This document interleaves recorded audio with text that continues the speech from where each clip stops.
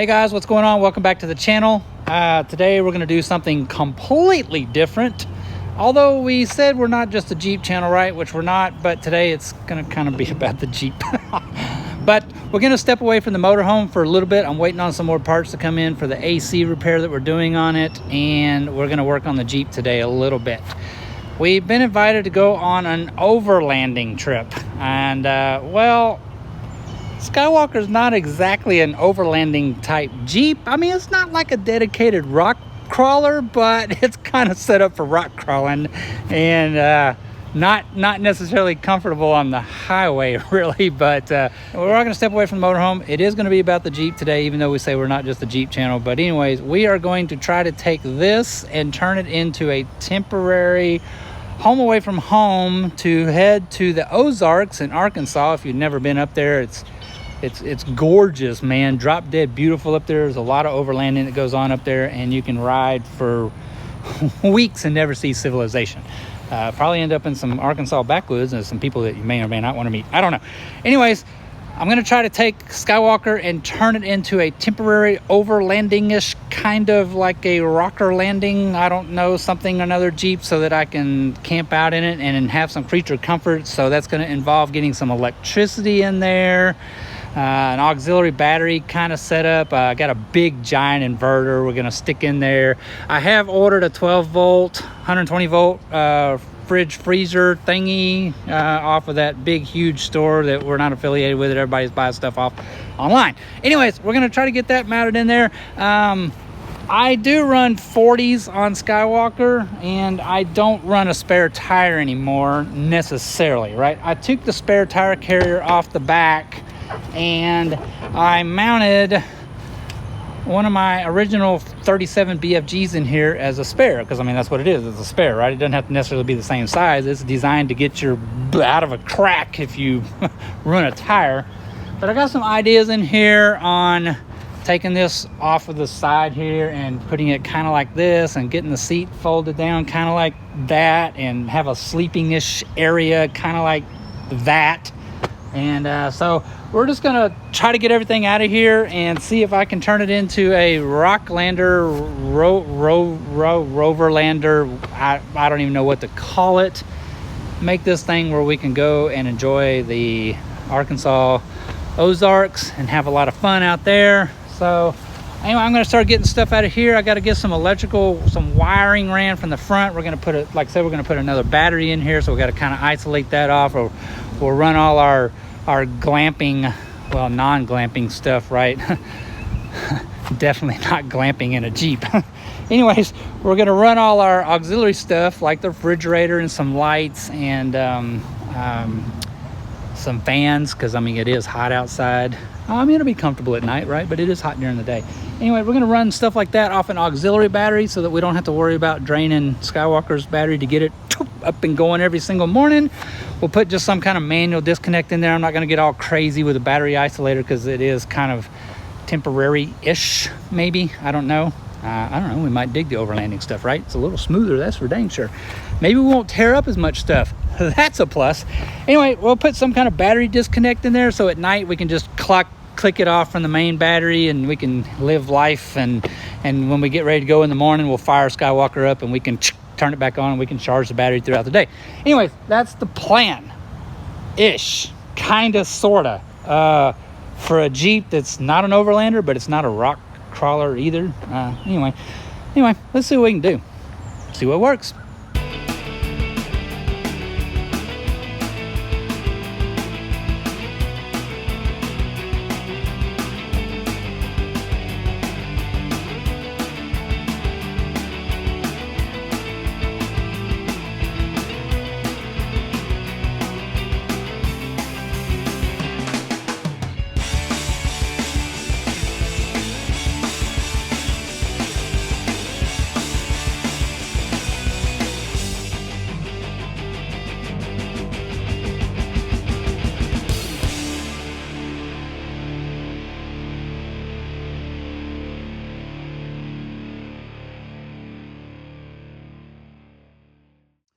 All right, so we got all the unnecessary junk out of the Jeep. We got the seats all folded down. I have taken the tire off of the roll bar this way, and we now have it mounted this way. And so zoom out, I got a strap. There's a tie down in there behind the seat somewhere, and we were pulling the tire down that way. I got another strap to it going to the roll bar and back this way, and we got stuff holding it down. Anyways, it's not going anywhere. So we have opened up all of this luxurious room in here so that we have a master suite that will rival this one right here. Yeah, right, in our dreams. This is still what I'm thinking. But anyway, we got this space left here. And so this area over here is where I had intended on making like a bed, whatever thing, you know. We're just gonna take a bunch of pillows and stuff and shove down in there. And then I've got like this really thick foam mattress topper. Gonna lay out, put some sleeping bags on it. No, we're not gonna need sleeping bags, so it's gonna be hot, but we're using it for cushioning. Some pillows. Set. What more could you ask for? We got all this room here too. So at night, we can pile up everything, you know, over there, tote boxes, tool boxes, whatever. And during the day when we're traveling, I mean, everything can just go back here, fold the seat back up. We got all this room too. So there we go. It's going to work out great. All right. Anyway, moving on to other stuff that I have no idea what I'm doing. Electricity. We're going to need some kind of power. So, as I said, I'm going to do some kind of auxiliary battery. The refrigerator. Yeah, we got to have a refrigerator because, I mean, ice sucks and I'm tired of ice chests. So I did order a 48 quart, 12 volt, 120 volt refrigerator off of that big online store that nobody buys stuff from because we're not affiliated with them. No, lots of people buy stuff from them. Anyway, it is about 27 inches. So I just took a handy dandy measuring stick, measured back about 27 inches, somewhere in there. We'll sit it down here. We'll wedge it up between the seat.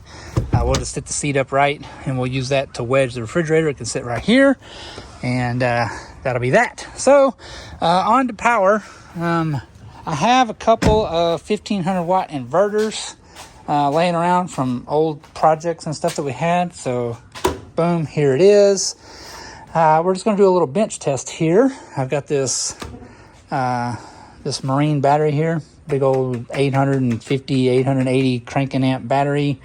And the reason I need so much power is because I've gotten spoiled glamping and I want hot water. Now, there's plenty of ways to get hot water, right?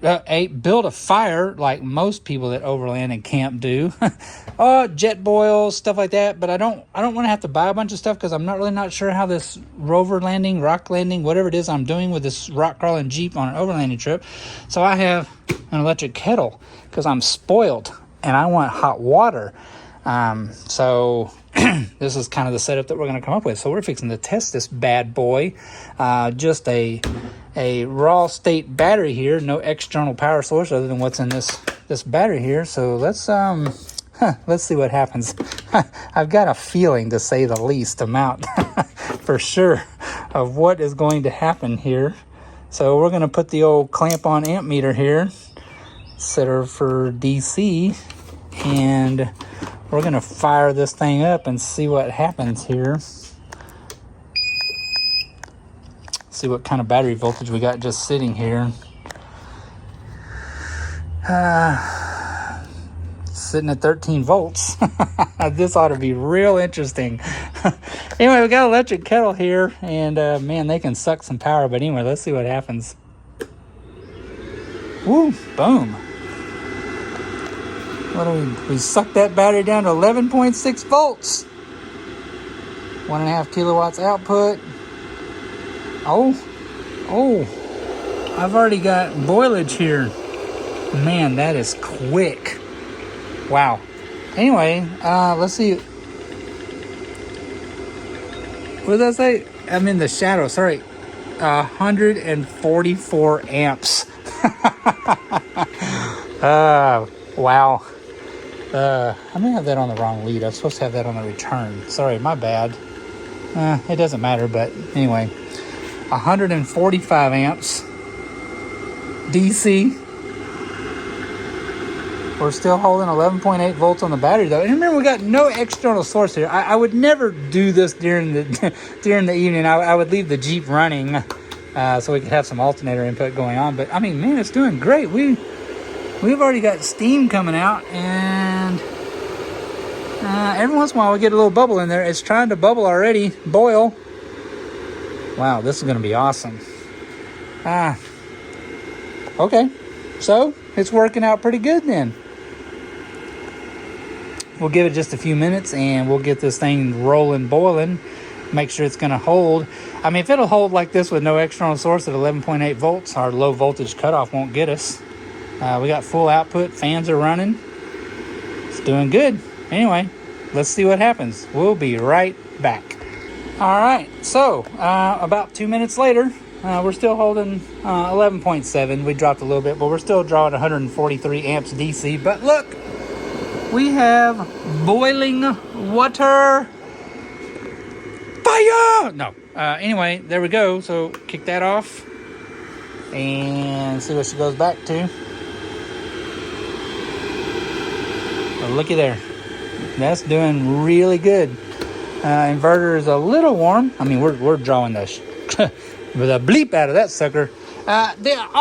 These cables are a little bit small for drawing that much wattage out of this. So I do have some bigger cable that I'm going to use, and it's going to be a lot shorter. I got quite a bit of extra here. But anyway, there you go. We have hot water. This is going to be epic. The reason I want hot water, guys, is, like coffee, hot chocolate, whatever, in the mornings or at night. And then, I don't know if you've ever seen them, but you can get them at Walmart and Academy and stuff like that. The little add boiling water meals, they're actually pretty good, y'all. Anyway, I'm going to take some of those. And, of course, with the refrigerator, we'll have a lot of lunch meats and bougie stuff like lettuce and tomato and mustard and mayo and all that kind of stuff like that. But anyway, now it's on to figuring out where we can kind of temporarily get our battery down in here. I'm thinking right down in here in front of the tire. I got a box or something. We'll build something temporarily to stick that up there. But anyway, I need to get the inverter in here, and I've got some number one cable that we're going to run from the battery back. Pretty sizable number one cable. And then we'll run it through a disconnect switch. Again, at night, we'll turn the switch off. We'll only draw off this battery.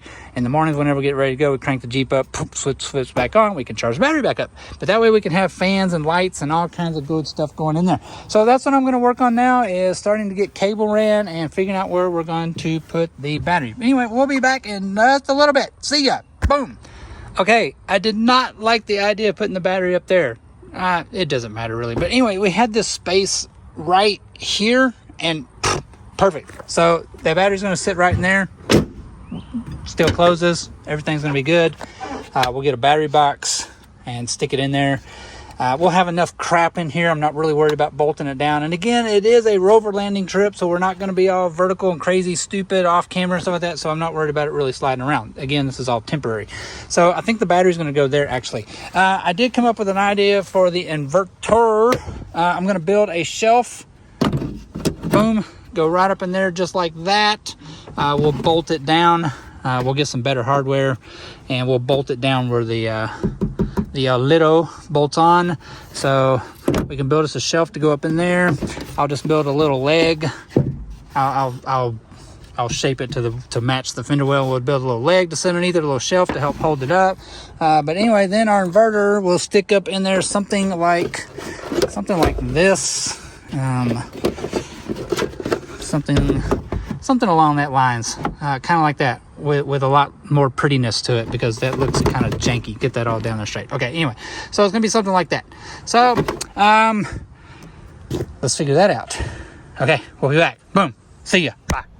All right, so it got kind of late on us last night. We had to kind of give it up on there, and the man-eating pigeons that we have down here in Texas were starting to try to carry me off as an unlimited buffet of food. So anyways, to catch you up, we are going to take this slightly more built to rock crawl and go on an overlanding trip in the Ozarks. So the rocker, rover, whatever lander that we're going to try to call it is, this is where we're at. So as you remember yesterday, we moved a bunch of junk out of there. We got the tire rearranged. We kind of figured out an electrical situation, and we are going to start getting the inverter mounted up in here in the window.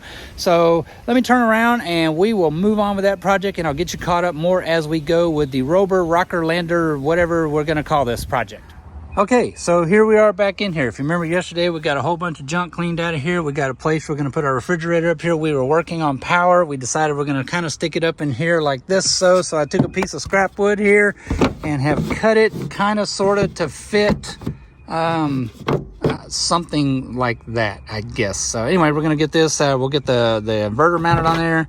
And anyway, so we're going to utilize the original topper cappy thingy, whatever roof you want to call it. There's 2 bolts, so we're going to utilize those.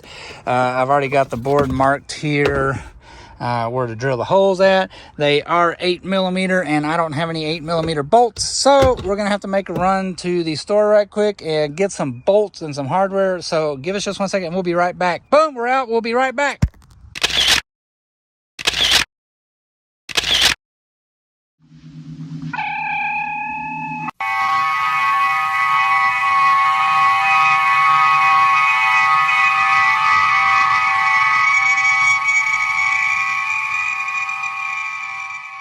Bam! Just like that, we're back. I swear to God, teleportation was the greatest invention they ever made. Anyways, we went and got some M8 bolts. So we got those drilled. We got them through there. We got the inverter mounted on there.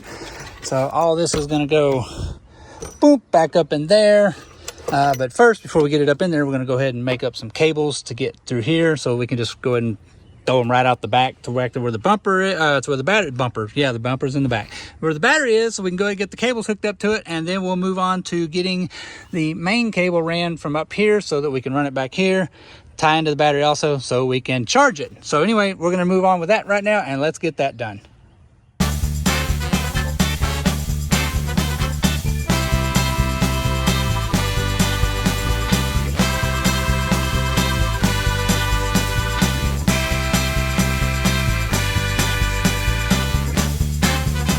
Okay, so we got our cables all wired up to the inverter, and this is one continuous piece of cable right here, okay?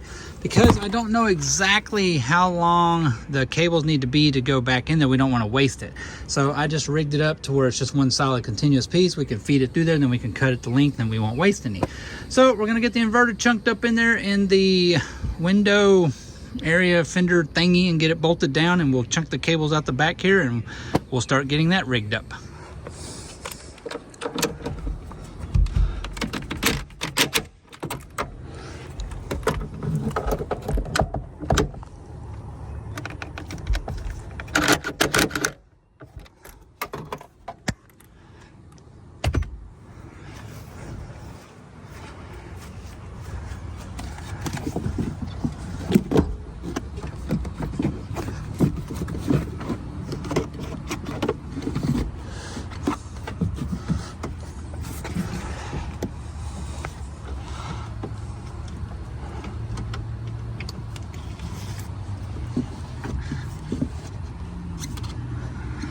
Alrighty, there we go. We want to try to make them as short as possible, but we don't want to keep it tight. So I got them kind of run down and then along the floor and back up to the battery here. So all we got to do now is get them cut to length.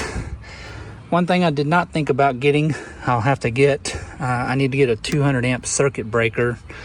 We know we draw 145 amps with the water heater, water pot. So we should be able to do okay with a 200 amp circuit breaker. I'll grab one of those and I can just split the line and stick it in there. But I definitely need to put a circuit breaker of some type in there to keep old Sparky from going up just in case. But anyway, there it is up in there. Sweet. All right, moving on. Next step. Boom. Be right back. All right, nothing exciting to see there. Hydraulic crimpers. You should definitely get a pair. They're super cheap. We got a thing in the mail today. We'll get to that in a minute. Anyways, we got our cables hooked up. Of course, we still got to get a 200 amp circuit breaker to go in there. That's no problem. We can literally mount it literally right here by the terminal, run the wire up to it, and just make a little jumper. But we got it wired up, so we have electricity now in the old Jeepo. Yep, there we go. Battery voltage. Of course, we already tested it. You already seen that. Anyways, what we got to do now is we got to get the rest of this cable here. Hopefully it's long enough. My man measuring stick said it was. I don't know. But anyways, we're going to take what we have left of here of this number 1 cable, and we're going to route it from the front of the Jeep up here I'll show you where we're going to tie that in. I had a revelation while I was sitting here thinking about that.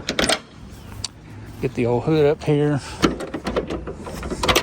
Looks like my helper has been out here inspecting my Jeep again. Alrighty.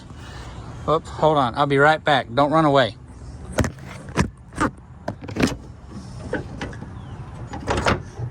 Okay, there. Haven't perfected that with one hand. All right, anyway, so remember I said we're going to use a cutoff switch. Okay, so we have a winch, as every Jeep has a winch, because you're always going to get yourself in trouble eventually. I have a cutoff switch right here for the winch, and it is wired in with a very heavy duty cable. And you know those winches draw a serious amount of amperage. That's a 12,000 pound winch. So what I'm going to do is I'm going to tie my wire in to the downstream side of this, so we will already have a cutoff switch. So in the day, boop, we can switch it on, our winch will work, we can charge the battery, and at night all we got to do is cut it off and we will kill the power from the battery going to the back battery. Haha, we only have to have one cutoff switch that way.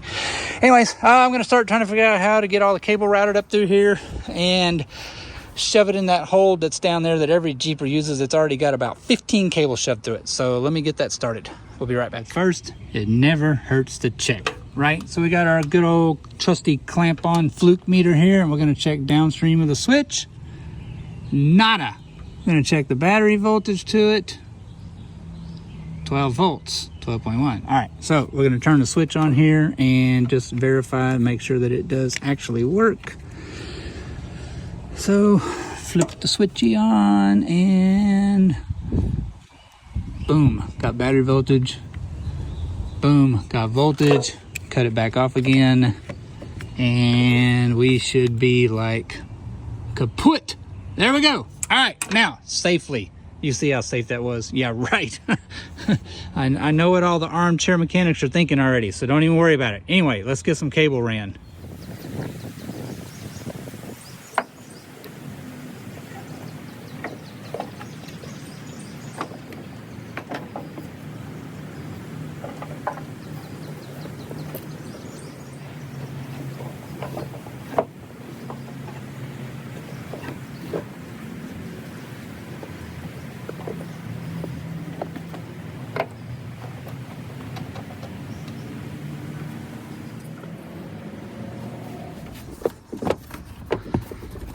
There. That wasn't so bad. All right, so we got it all nice and tucked in there, and then right here we did go ahead and just pop out around the carpet, and we're just going to run down the fender line inside there. And man, you want to talk about close. Woo-wee. Almost didn't have enough to make it. That's all we have. What the heck is going on with this thing? I'm telling you what, man, this thing just will not cooperate today. Anyways. Okay, back on with the show. Anyway, that's all the cable we had. So we got to go right there. So, I guess 23 feet total. Anyways, we're going to get that hooked up. I did have a little bit of a brain, whatever you want to call it. Hey, man, I've suffered 2 aneurysms. Don't blame me. I was like, hey, we're going to pop the inverter on and we can crank the Jeep up and see if it's working. No, we can't because I forgot one little thing. I've still got to make a ground cable. So anyway, the hot lead is independent right now. But that's easy to do. We're just going to take the ground and we're just literally going to go right into the body here, because up front there's about 18 bazillion ground wires that ground the whole body and the frame and all that stuff like that. So for this battery, we can simply just ground it directly to the chassis right here. So we'll pop in there's a little access panel right back here. We'll pop the cable down in there and we'll just bolt it directly to the body. We'll whatever sand scrape, whatever you want to call it, the paint off, and then we'll bolt it down, and then we'll spray over it with some steel it or something. So anyway, gonna get that hooked up right quick and then figure out what to do about the rest. All right, be back in a minute. Okay, just so we can clarify something, and I always like to think about everybody out there. I know there's a lot of armchair electricians out there that are going, oh my God, I can't believe you did that. All the cables are black. You're such a fool, whatever, blah, blah, blah, blah, blah. You know what? Go back to sitting on your couch. I'm going to go out and have fun in my Jeep. So anyway, just to make y'all feel a little better, we're going to fix that for you right now. And there you go. All the hot cables are now tagged in red. Feel better? I certainly do. So let's carry on with this little project. Okay, so we got our ground return hooked up down here to the body. We just ran it down inside this little panel right here. We've drilled a hole through there and we got it bolted on there with just a cable lug like this. We sanded all the paint off and all the body, the primer and stuff like that, metal to metal contact, and then we sprayed over the top of that with some I just had some primer for metal etching primer, kind of, sort of. It's not going to hurt the copper lugs, absolutely not. As a matter of fact, it will adhere to that really well. So anyway, we covered that up down in there. I didn't film it, it's boring. There's no reason to show you how to crimp the ends on over and over and over again, and this is just that cable right here. So we got our trusty handy dandy clamp on fluke meter here on it, and we are reading 14 volts now at the battery. I do have the Jeep running, and I did come up here. I have the inverter on, which is actually monitoring alternator voltage really now, because we do have the battery switch turned on in the front. So we got about a 0.2 volt drop between the inverter and the meter. I probably trust the meter a little bit more than I do the reading on the inverter itself. But anyway, we are now going to run our same test again. We are running the Jeep right now, so I have my trusty handy dandy little pot here with some water in it, and we're going to flip this dude on and see what happens. So I know it's going to draw it down. Let's see what happens. Oh yeah, 13.1 volts. We are drawing, wow, that's actually pretty impressive to be drawing 1.6 kilowatts out of a 1500 watt inverter. but okay, whatever. Anyway, yeah, I knew it was going to draw the voltage down still. We already saw that in the static test before we did it. And let's switch over here to amps. See, I've drawn the battery down to 12.6, which is fine. It's okay, y'all. Don't freak out about this. It's fine. We knew that was going to happen. So amps DC, again, 145 amps are drawing out of this right now. Granted, we technically do have two batteries hooked up right now in theory, and we do have the Jeep running. So we are pulling on the alternator pretty darn good. It's okay though. It's not going to hurt anything. Again, don't freak out. And worst comes to worst, we could idle it up a little bit.